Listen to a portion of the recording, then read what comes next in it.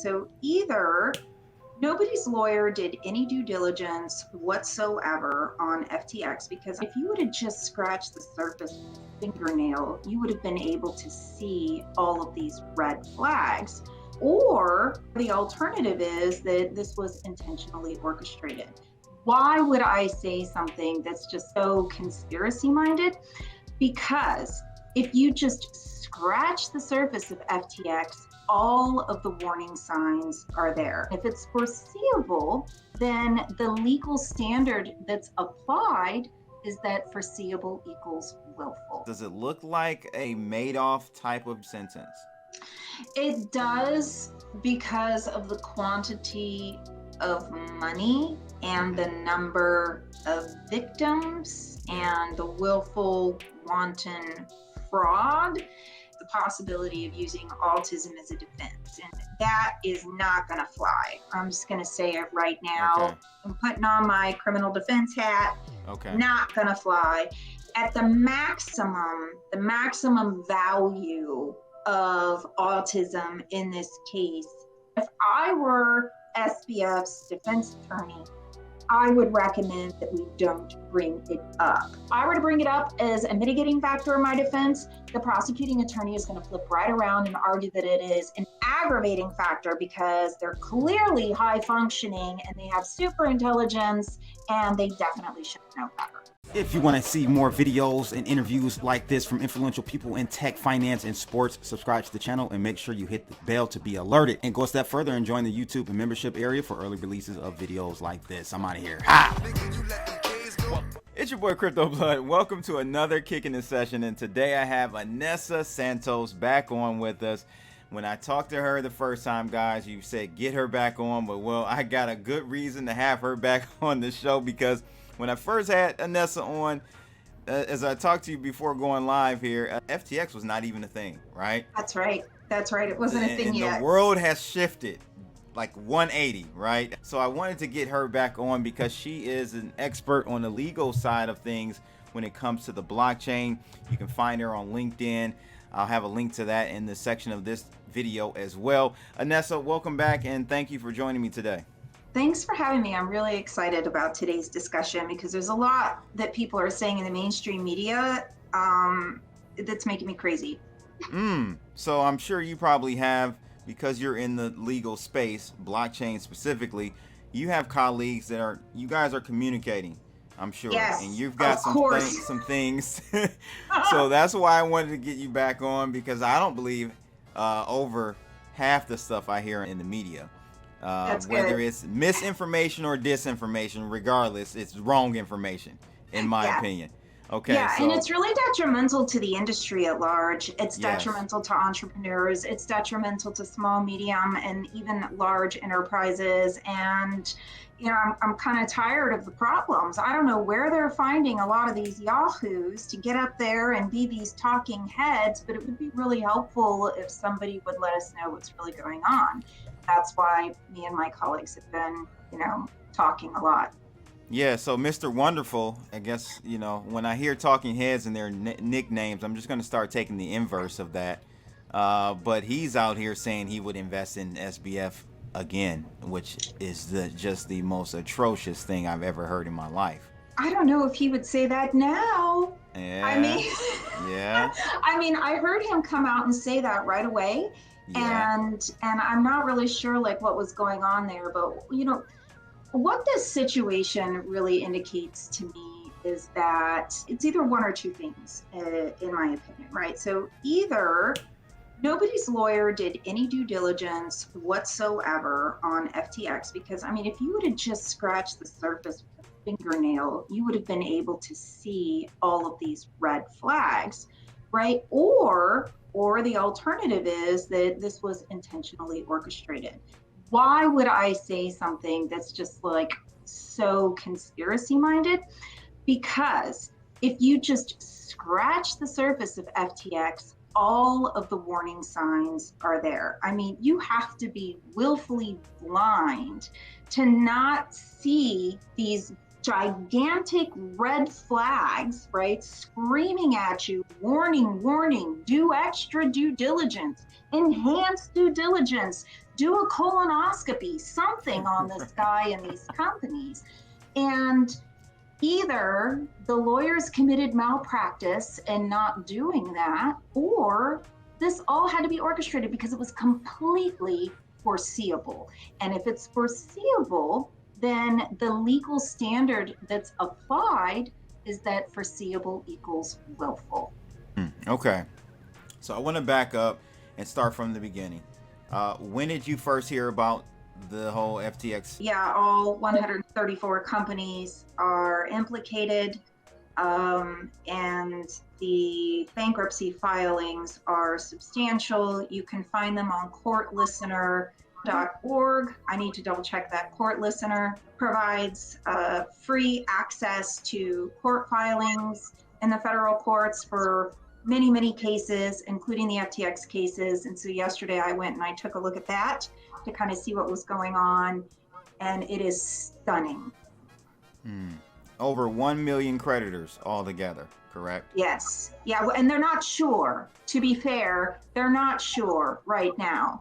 None of the lawyers are certain. The currently appointed CEO, who formerly took Enron through its bankruptcy, stated in a filing with Delaware last week that he wasn't sure, and that all of the information that they were providing to the court as quickly as possible was subject to modification as the investigation continues, so that they would update the court continuously as new information became available.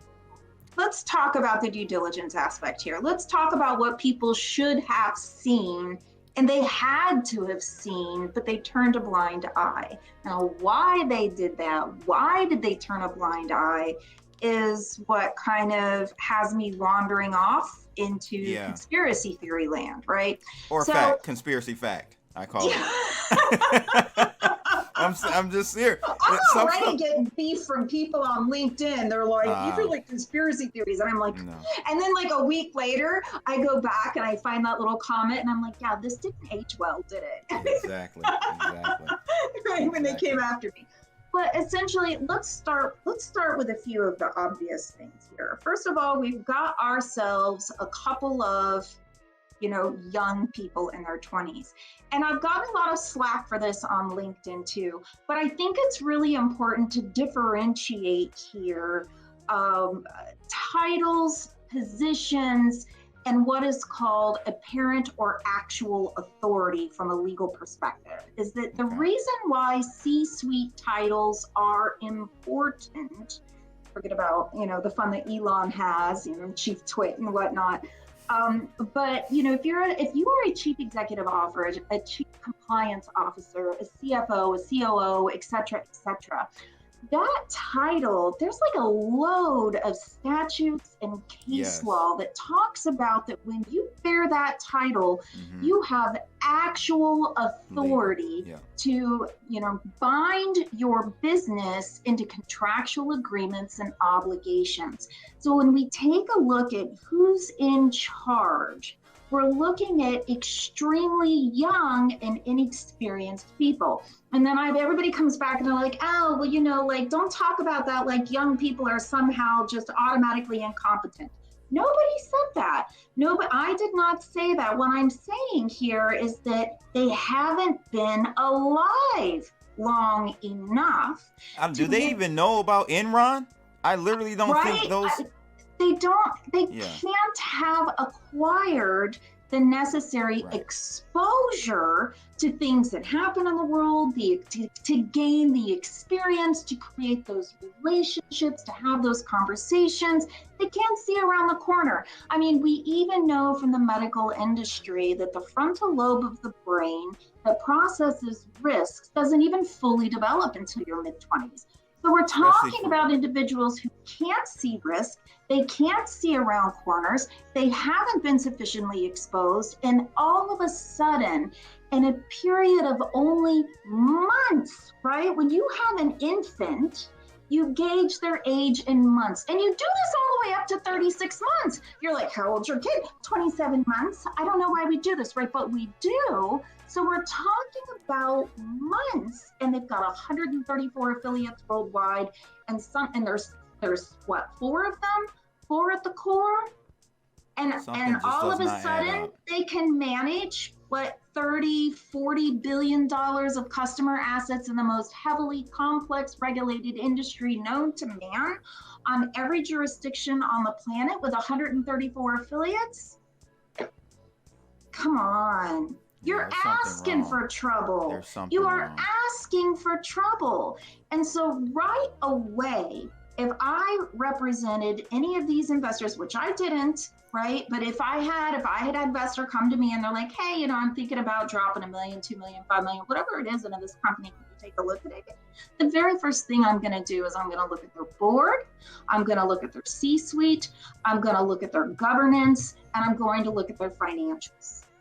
Those are my 4 starting points. And when you think about this, and this is kind of like what I was saying initially, is that the crypto industry is regulated to the nines. I want the media to stop saying that crypto isn't regulated. It's a lie.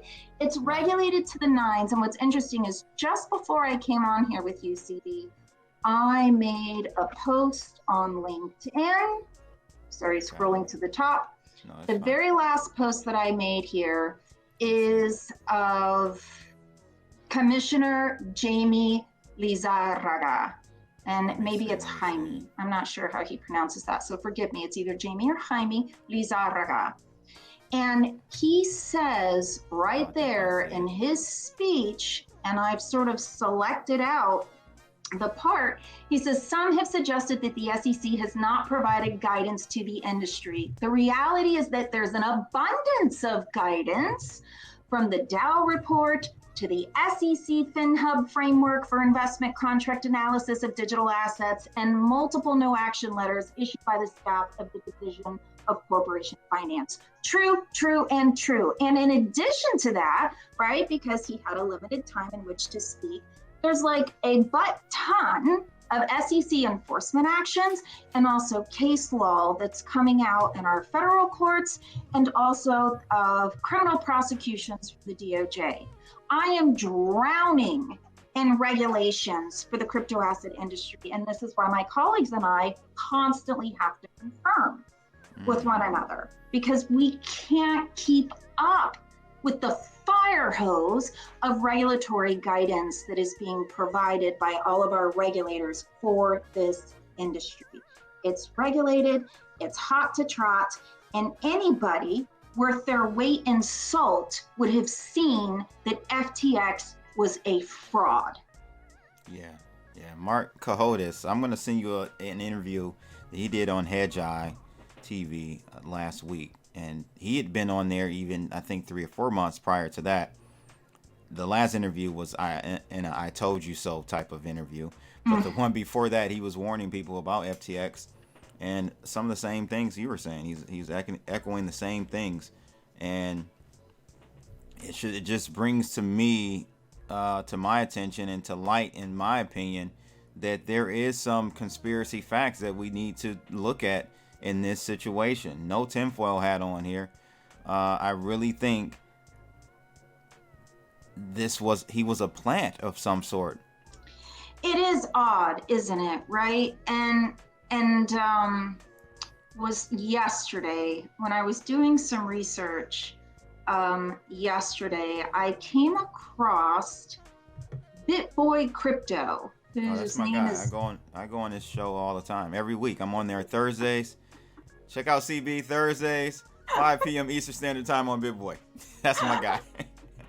So I like BitBoy Crypto, Brian Armstrong, but you know what he did is he went on InfoWars and he gave an interview to Owen Schroyer. And the one thing that I took issue with is that they spent a great deal of time identifying Caroline and SBF as people with autism, on the autism spectrum disorder, They even called out Caroline's facial features and said it's obvious.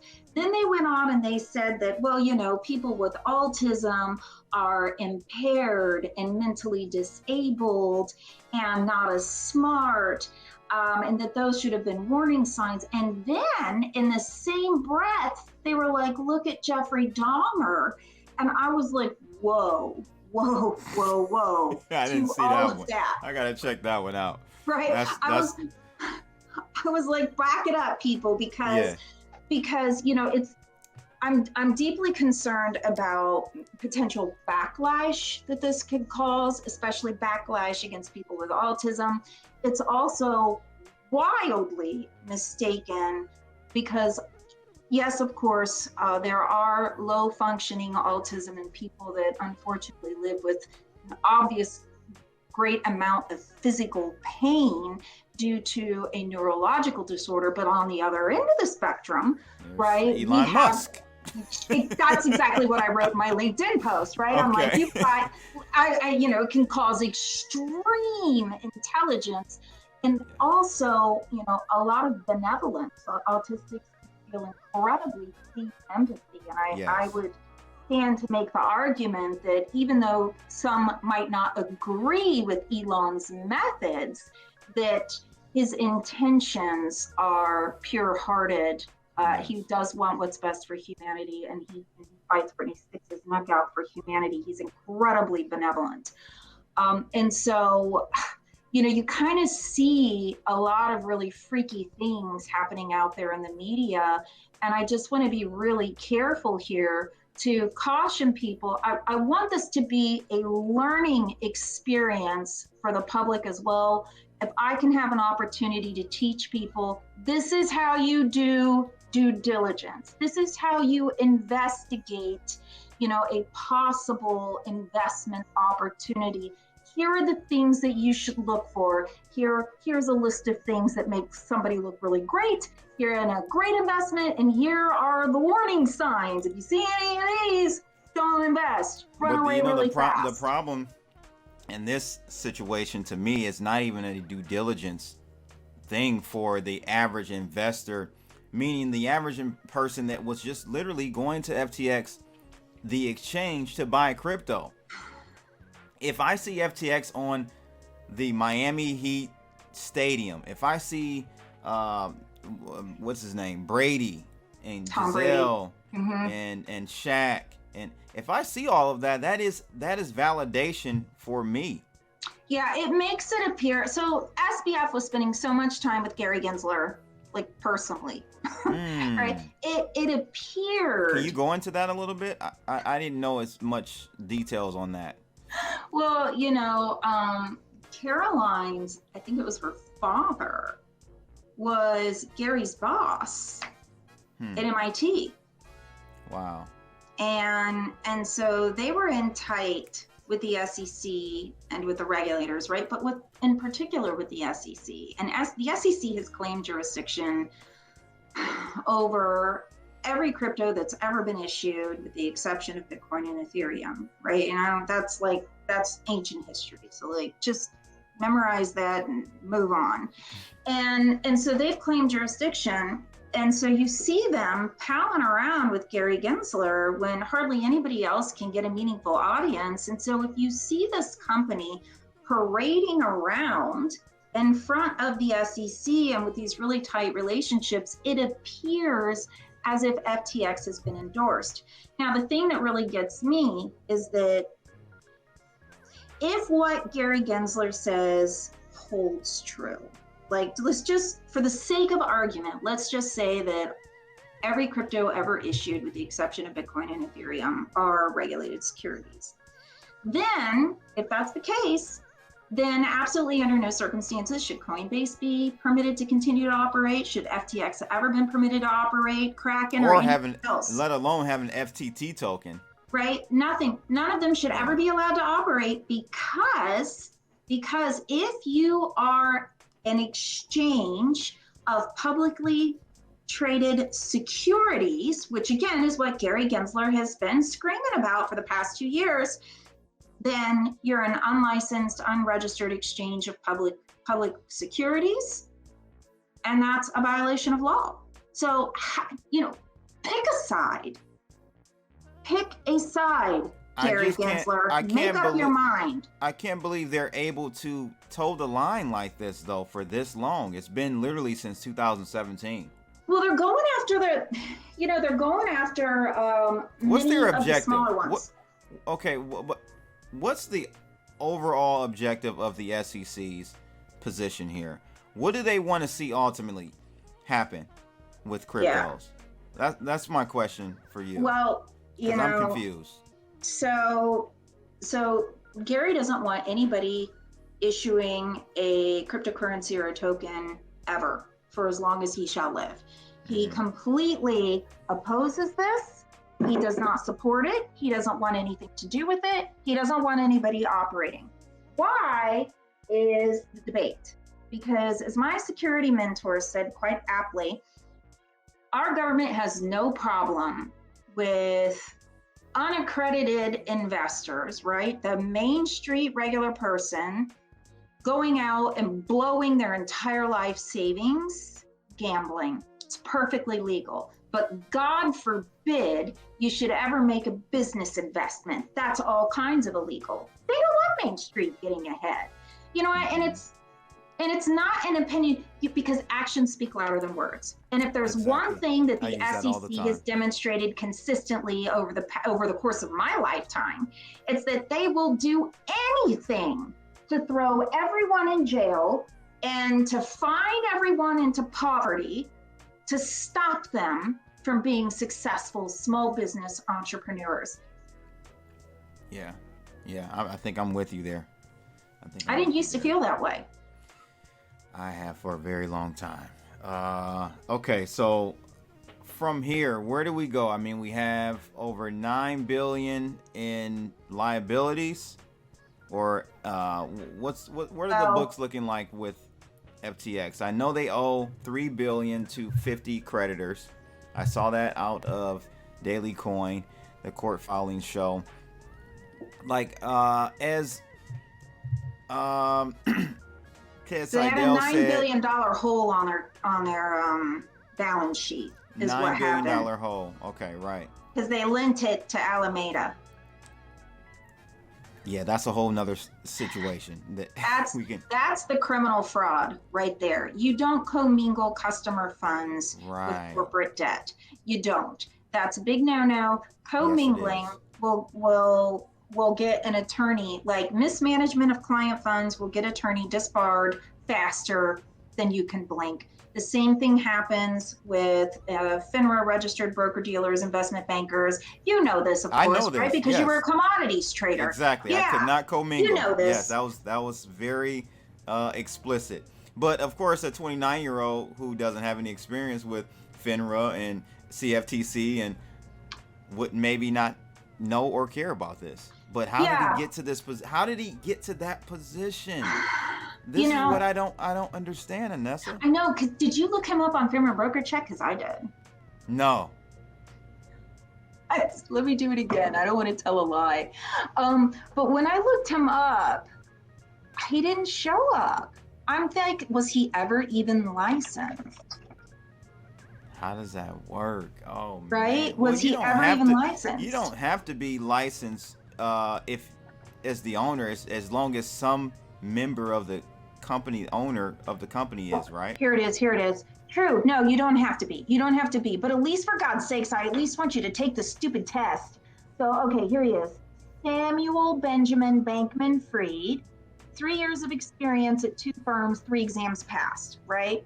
So he was at Jane Street Markets LLC, which was dissolved, and then Jane Street Capital LLC. And he's got his SIE, his Series 55, and his Series 7. Okay.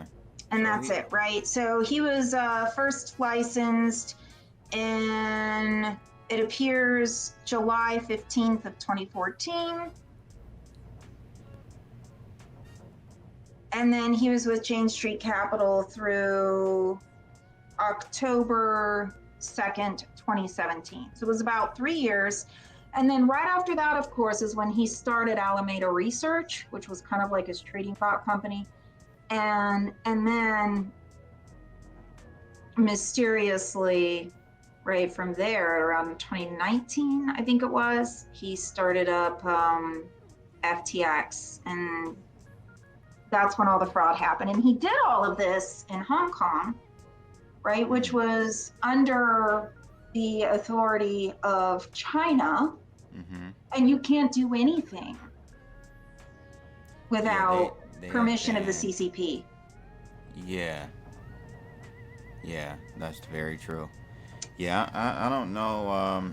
So do you think it was foreign actors, or this is internally something that they were trying to sabotage the crypto space, give it a black eye so they can come in and regulate it even harder?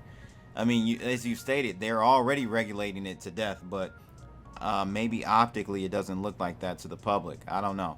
It doesn't look like that to the public because nobody in the public in their right mind would spend a weekend studying, the Bank Secrecy Act and the interplay of, the Federal Trade Commission and the Consumer Financial Protection Bureau via Regulation P issued from the Dodd-Frank Wall Street Act of 2010. And how does that add to the regulations that are already imposed on FinCEN registered money transmitters, which is what FTX was? And, precisely when does the holding of customer funds, switch from being money transmission to requiring a brokerage license issued from FINRA? I mean, these are nuances that nobody in their right mind would know. Yeah. And they probably keep it convoluted and complicated on purpose, But I want to move on to kind of your predictions on the outcome of all of this. First, starting with contagion. Okay, what do you see from a contagion standpoint will happen here with the FTX fallout?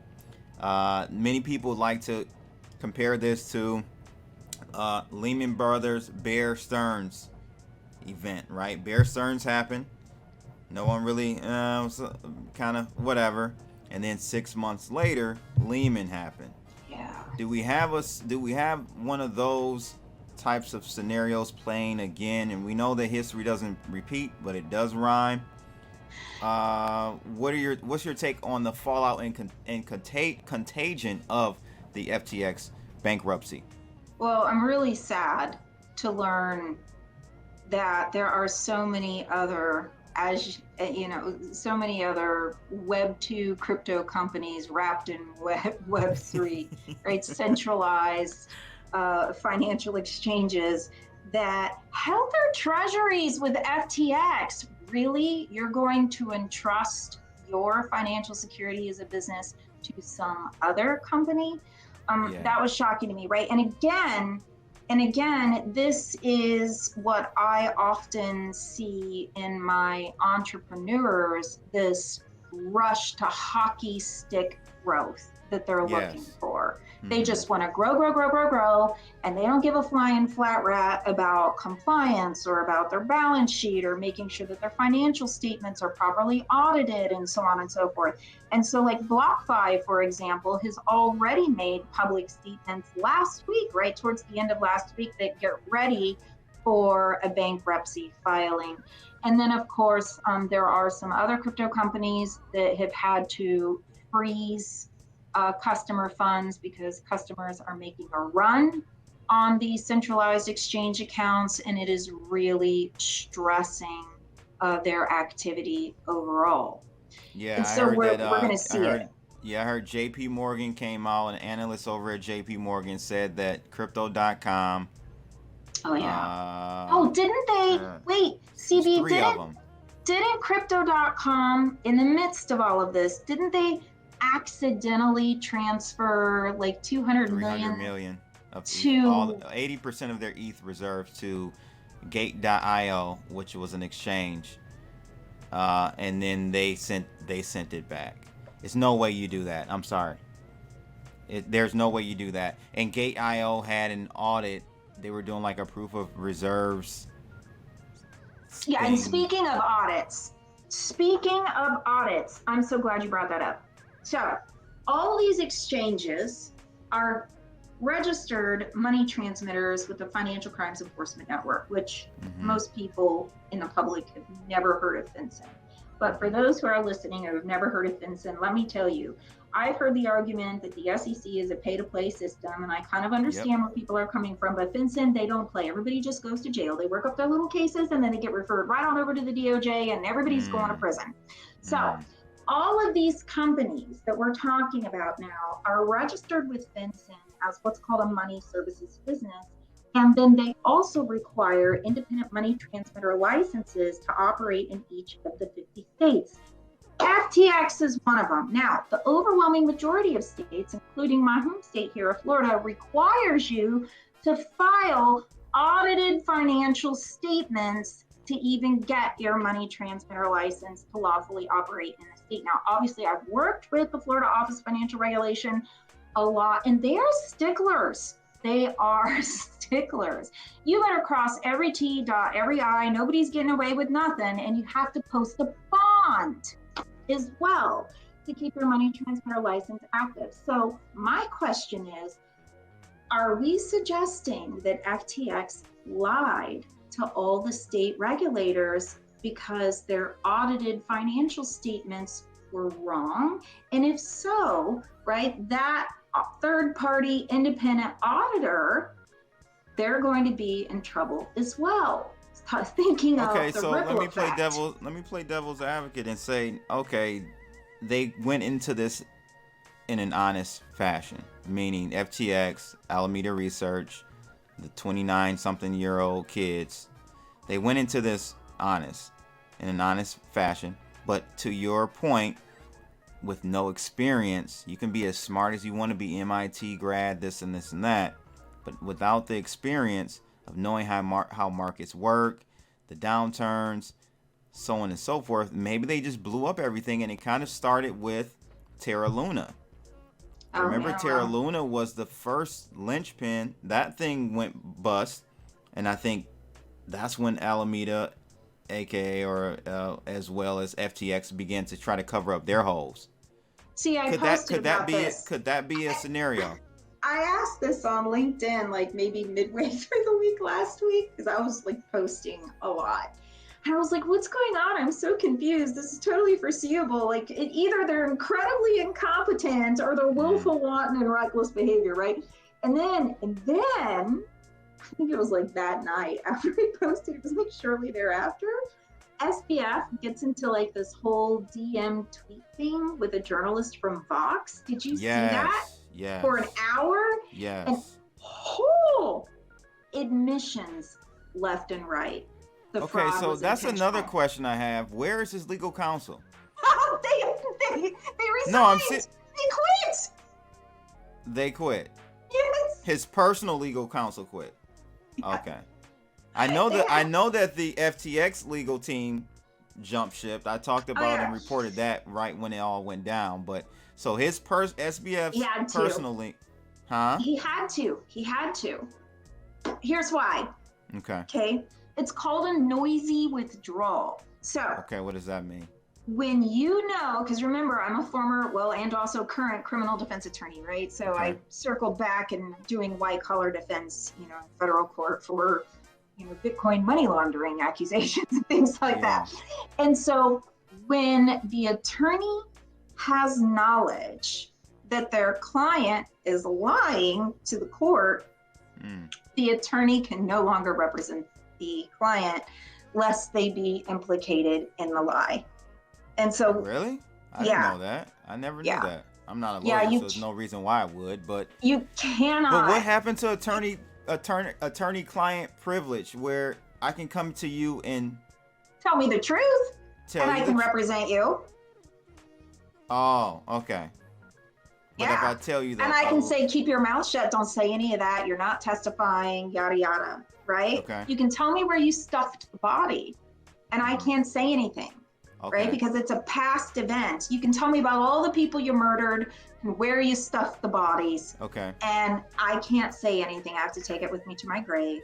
Okay. Right? But I can't let you get on the stand and lie about it. I can't knowingly enable you to commit perjury.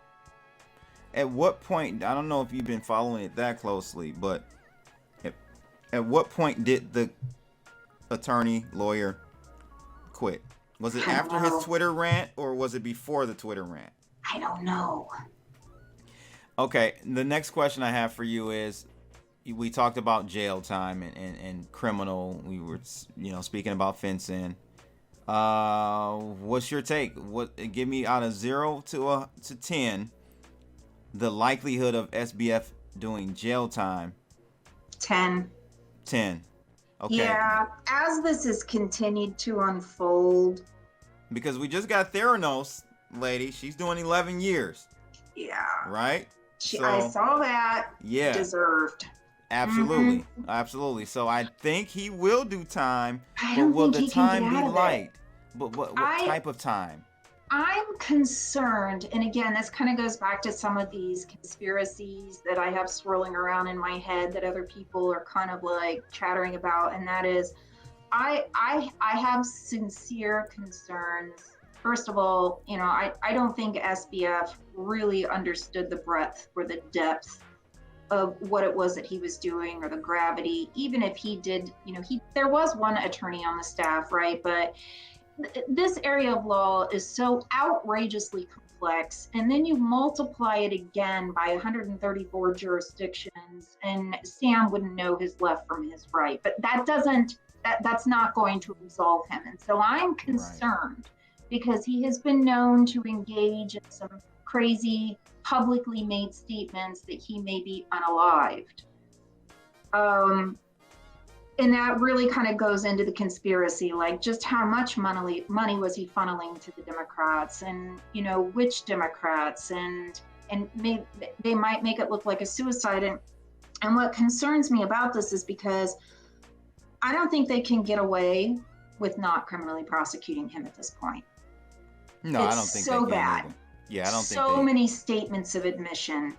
Right. That's the crazy part. I don't see how our government, if they don't criminally prosecute him, then the corruption will be so outrageously obvious. I don't think the public is going to go for it. So what about Caroline, though? She has to be on the She trotted hook. off to Dubai. They got no extradition treaty. She's in Dubai. That's what I understand. I don't have like inside information or anything. I want to make sure everybody knows. I don't have any secret super inside information. Okay. I'm just reading the same stuff that you all are. But it was reported by everyone on the inside of FTX. They have consistently reported that Caroline trotted off on a private jet to Dubai before the proverbial crap hit the fan. And Dubai does not have an extradition treaty, kind of like neither does Russia. So Snowden has been tucked safely away in Russia, and now Caroline is tucked safely away in Dubai. I'll have to get you back on and talk about Snowden. I'm going to have to get you back on and talk about Snowden. Oh, he's my superhero. Okay, good. Okay. Yeah, they're my superheroes. Yeah. When you made mention of Snowden and Caroline in the same sentence, well, I didn't they're know. both in non-extradition. Gotcha. They're not even like on the same graph. Okay, good. Forget. Okay, good. I thought I liked you, but I was gonna say, wait a minute, what's going on here? Snowden is a genius, and he sacrificed his life for the benefit of the American people. And I hope that Russia's treating him and his family well. Yeah, which is crazy that we're in the day and age where we have to say that about an American citizen. And the hypocrisy of Trump to get up there and talk all about, Americana, and not pardon both Assange and Snowden. Correct. Yeah, I agree with that. Mm-hmm. I agree with that. That's another rabbit hole. Back to FTX. So Caroline, if she is legally implicated, if that's the proper word, I don't know. She's just as guilty. Okay, so she would have to, but she wouldn't have to come back though, right? Or she would. She would. Okay. Mm-hmm. Okay. Yeah, I think she's just as guilty, as well as we didn't even go. I mean, we're going on 50 minutes here, but Mr.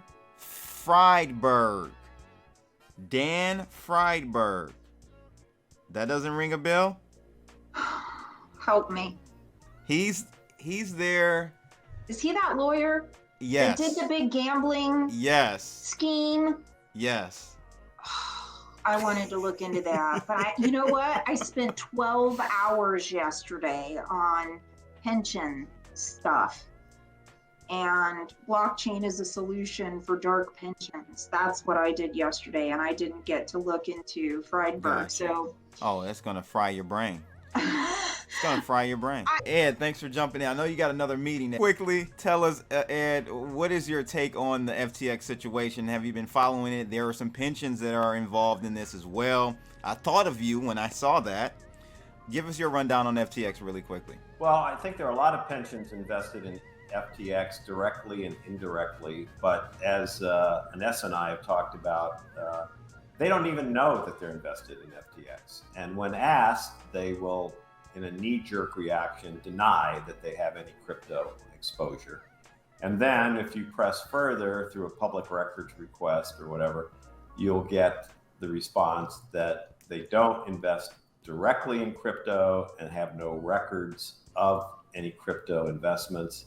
So they'll admit that they don't know. But we do know that a lot of the funds that pensions are invested in are in crypto. Therefore, these pensions are indirectly in crypto without knowing it. So what we have is, as Anessa and I have talked about, we have sort of a black box within a black box. The FTX thing is a black box, and public pensions in this country are so secretive these days that they are a black box unto themselves. So very difficult situation. I recently was talking about this with the Wall Street Journal about what about FTX and other crypto whistleblowers, because I represent Wall Street whistleblowers. And I'm reminded of the words of Dolly Parton, who said, "Don't ever go hunting something that ain't worth killing." And the problem will be for FTX whistleblowers is that the likelihood that they will get a financial award is very slim, because there probably won't be any money left. Just as my friend Harry Markopoulos, who blew the whistle on Madoff, he never got a dime because Madoff didn't have any money to pay a fine to the federal government. So to me, the crypto situation has, one of the problems with it will be that whistleblowers who come forward will not be compensated. The likelihood of that is slim. And the other one is that these pensions are initially denying that they're invested in crypto. And will this event, if they are involved, will this event be the veil that's lifted and exposes these pensions to the public that they do have exposure to, let's just say in this instance, FTX? Well, it will partially, but what they'll say is that the exposure is de minimis. It's so small that, the $100 billion Ohio pension fund only has 75 million, let's say, invested in FTX or something like that. So they will, the usual, first they delay, refuse to honor public records requests, then they deny, no, we're not directly invested in any of these things, and then they de minimis. Yeah, okay, so we are, you got us. We're in crypto, but it's such a small amount of money, it really doesn't matter. So that's the standard protocol for the way these pensions are run. How far have you looked into the FTX situation, Ed? I haven't looked into it at all. At all? Okay. Okay. Not at all. No. Okay. So. And for the very reasons that we're talking about, which is that there is no whistleblower potential here. Well, maybe I hope to be proved wrong, If someone came to me with a compelling case, I would get So involved. I don't know if you know a guy named Mark Cohodes. Are you familiar with him? No. Okay, he's a famous short seller. He was whistleblowing this whole situation maybe about 3 months ago. Well, And they took it to Bloomberg of London, and they made all these excuses as to why they didn't want to take a look at this. It was too much work and so on and so forth. So I mean, you don't know a lot about the situation, but I'm just wondering from your observation at a high level, does this seem nefarious? Does this seem, like there's some collusion with the government, the SEC to smear crypto? Like, what's your take? Because I don't know if you heard about Gary Gensler possibly being wrapped up in this and any of that information. Are you aware of any of that? Well, I would say that, again, one of the problems with being a whistleblower is you never know whether you're the only whistleblower the government's talking to. So it seems very likely to me that there's an army of FTX and other crypto whistleblowers that have gone out looking to draw attention to this. So and again, the likelihood that there's going to be any money left to pay whistleblowers, because whistleblower cases take like 5 years, 3 to 5 years. Mm-hmm. So, and where are they on the totem pole of compensation? Now, of course, the debtors or creditors get theirs first. Are whistleblowers even below your normal individuals that are affected? Well, if the company goes into bankruptcy, the whistleblowers don't get anything because they won't pay any fine to the government. Okay. Again, Ted, I thought of you when I saw this out of Bloomberg. Ontario teachers' pension loss, they're going to write off $95 million investment that they had with FTX. And in Ohio, I had a former board member asked the Ohio Teachers Pension Fund about 2 weeks ago whether they were invested in crypto, and got the answer. I think I told you earlier that basically that the pension fund didn't even know whether it was invested in crypto. Now, here's the thing that I want to just highlight, and I know Anessa feels this way as well because she's in the blockchain space. Like, I want to just make sure the audience, and even like you, Ed, that to delineate and differentiate crypto and this mess that we're in with FTX.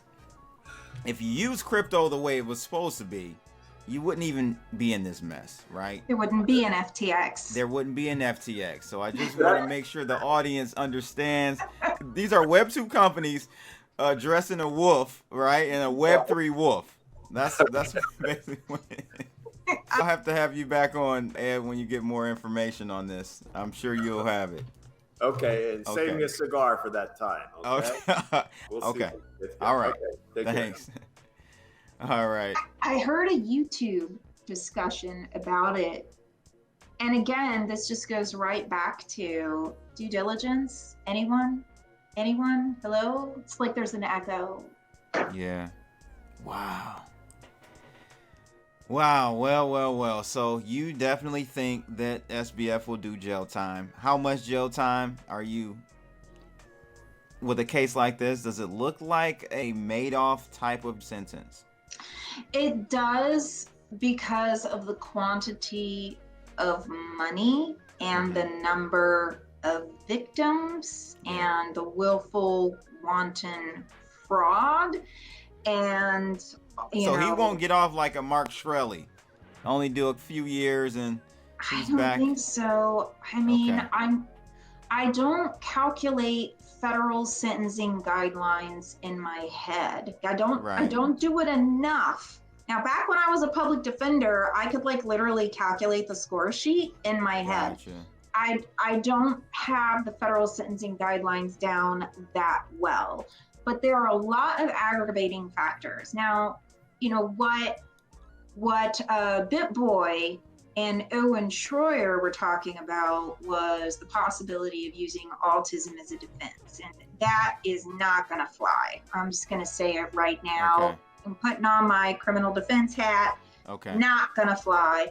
at the maximum value of autism in this case, it could swing in either direction as a mitigating factor for the sentencing guidelines or as an aggravating factor for the sentencing guidelines, right? It could go either way. And if I were SBF's defense attorney, I would recommend that we don't bring it up, because the prosecuting attorneys, who are brilliant, by the way, you don't find stupid people in the positions of federal prosecutors. They're highly experienced. Those are the ones that can calculate the sentencing guidelines in their head. If I were to bring it up as a mitigating factor in my defense, the prosecuting attorney is going to flip right around and argue that it is an aggravating factor because they're clearly high functioning and they have super intelligence and they definitely should know better. I mean, he passed Series 7, 55. The guy's competent. He's a smart guy. He's a smart young man who had a very bright future ahead of him and probably could have done spectacular things if he would have had patience to gain the experience and develop those relationships. But he wanted it all, and he wanted it right now. With hindsight being 2020, now we understand the motive of him bailing out all of these companies. Right, it was to cover and delay his inevitable demise. Yeah. Right, that is crazy. Any last words to wrap it up, Anessa? Always a pleasure having you on. We didn't cover one thing, was the random hacks that happened right after the bankruptcy, and then they drained $500 million. Not random at all. What the hell is going on here? Like, this is crazy. Oh, and not only was it not a hack, but they had never been hacked previously. And also, if they met their compliance obligations, the safeguards rule of the Gramm-Leach-Bliley Act requires each financial institution, which FTX is, to have implemented a written information security program, which provides for third-party independent audits of IT systems and their cybersecurity levels. So this is where Dan Freiberg comes in. Anessa, I want you to take a look at it, because Dan was, I don't know how he got off, but he did get off, or whatever. He paid a fine, or whatever. But with the poker platform, he engineered backdoor ways for you to see, and basically like a God mode. You can see everyone's hands. I heard that. Okay, and they're saying that there was a backdoor with FTX as well. It wasn't a hack. It was built in. It's called a fail-safe, right? Yeah. And they're laundering it through an FTX-owned service. All right. I'm like, seriously. I just think that our media, it's like, I don't know. They're just making it up as they go. Oh, man. Well, I'll definitely have to have you back on to get a follow-up and update from you. And I want to talk to you about, when you have a chance, the Library versus SEC case. I don't know if you ever got a chance to I did. I read it. And we talked about it. And I'm not surprised. Yeah. For all of the stuff that we talked about earlier. Wow. My opinion on the FTX debacle, I think, to me, this doesn't bode well for Ripple and the SEC. Doesn't bode well for anyone, does it? No, it doesn't. Now we're having ETH2 problems, and people are confounding the issues because they don't understand. People are freaking out and thinking that, Ethereum is somehow caught up in all of this nonsense, because they can't get their ETH out. Yeah, which doesn't make sense. I followed that whole thing. They said from the beginning that there was no date. So I guess them taking even the mention of it off the website made people even more triggered. I mean, it's a very heightened situation right now in crypto. Yeah. People have lost a lot of money. Yeah. Indirectly, not even just with FTX. The FTX situation has knocked off $200+ billion of the market cap of crypto. There wasn't much left to begin with. I mean, we lost 80% of our value in the past year. Yeah, and not to mention, Anessa, I don't know if you're following Solana I in am. that whole situation. So, hey, ladies and gentlemen, thumbs up this video. Let me know in the comments if we need Anessa to come on every week, like for the next 3 months. I don't know. This is going to be crazy. Exactly. Well, Anessa, definitely, I will leave a link to your LinkedIn in the description of this video. Have a great holiday, safe holiday. Thank you. And I'll be in your state next week. I don't know. You're in Orlando. I'll be in Miami for our Basel and a few crypto. Beautiful time of year to be in Miami, man. Yes. I can't wait. Get out of this cold weather in Detroit. Well, that's it, ladies and gentlemen. Thank you for checking in with me, kicking it with Crypto Blood and Anessa Santos. Make sure you guys like, share, and subscribe, and click that bell to receive more interviews like this. I'm out of here. Holla!